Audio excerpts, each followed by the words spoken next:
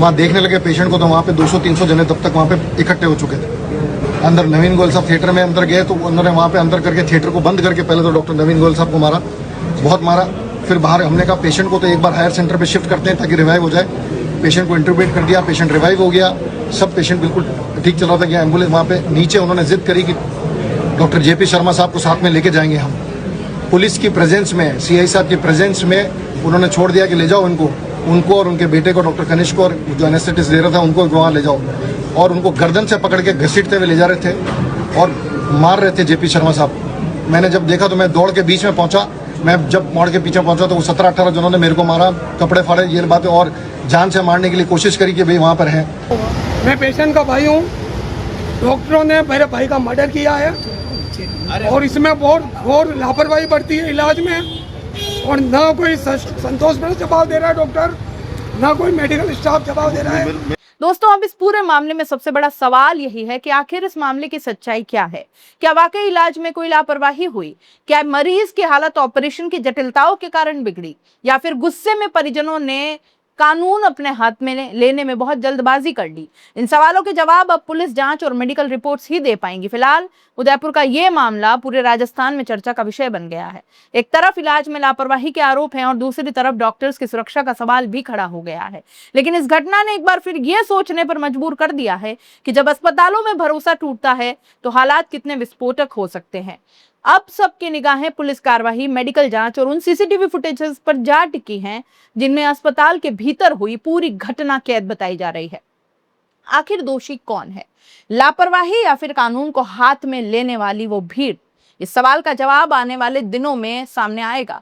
लेकिन फिलहाल उदयपुर का ये अस्पताल पूरे प्रदेश में बहस का सबसे बड़ा केंद्र बन चुका। एक बात और, युद्ध में भी कुछ नियम होते हैं दोस्तों। जो परिजन हो सकता है कि मरीज की चिंता में इस तरह परेशान हो गए कि उन्होंने ये सब कुछ किया, लेकिन इसको किसी भी तरीके से सही और जायज नहीं ठहराया जा सकता। आपको शिकायत थी तो हजार रास्ते थे उस शिकायत को व्यक्त करने के, लेकिन इस तरीके से ऑपरेशन थिएटर में गेट तोड़कर घुस जाना, डॉक्टरों को इतनी बुरी तरीके से पकड़कर बाहर लाना, मारना, ये थोड़ा सा मुझे लगता है कि बहुत ही गलत तरीका उन्होंने अख्तियार कर लिया। और दूसरी बात, जिस युद्ध के नियम की मैं बात कर रही हूँ दोस्तों, जब युद्ध होता है ना, तब भी राजदूत जो मैसेज लेकर के आते हैं ना, इधर उधर, इस पक्ष का उस तरफ या उस पक्ष का इस तरफ, या फिर दो सेनाओं में या दो राजाओं में अगर कोई सुलह करने के लिए कोई व्यक्ति आगे आता था, कोई तीसरा बीच में आता था, जैसे कि यहाँ पर आईएमए प्रदेश अध्यक्ष डॉक्टर आनंद गुप्ता बीच में आए, उन पर कभी कोई हमला नहीं किया जाता था। युद्ध के भी कुछ नियम होते हैं।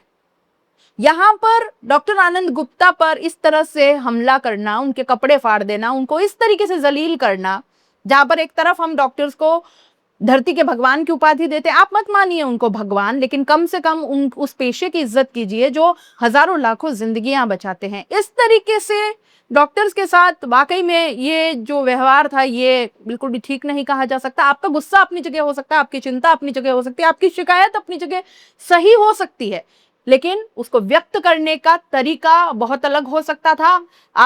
आपके पास खुला मंच है, आप चाहे वहां जाकर अपनी शिकायत दर्ज कराते, आप चाहे जहां जाकर के थाने पड़े हैं, मेडिकल एसोसिएशन पड़ी है, आप हायर अथॉरिटीज तक अपनी शिकायत करिए। लेकिन इस तरीके से डॉक्टर्स के साथ मारपीट करना कहीं ना कहीं मरीजों की जान आफत में डालता है। और किसको पता है कि अब जो ये सारी चीज हुई है, इससे आगे आने वाले कितने मरीजों पर इसका इफेक्ट पड़ेगा, क्योंकि डॉक्टर्स अब गुस्से में हैं और अब इसको लेकर के आगे वो क्या रुख अख्तियार करेंगे, ये ना आपको पता ना हमको पता। लेकिन वो बेकसूर मरीज जिनकी जान पर अब बन आएगी, जो बड़े मुश्किल से अपना इलाज किसी तरीके से अब सब कुछ देख पाते हैं, कौन उसका इलाज अब करेगा, क्या होगा, न जाने ये आक्रोश कहां तक जाएगा, इसका असर जो है वो बहुत व्यापक पड़ेगा।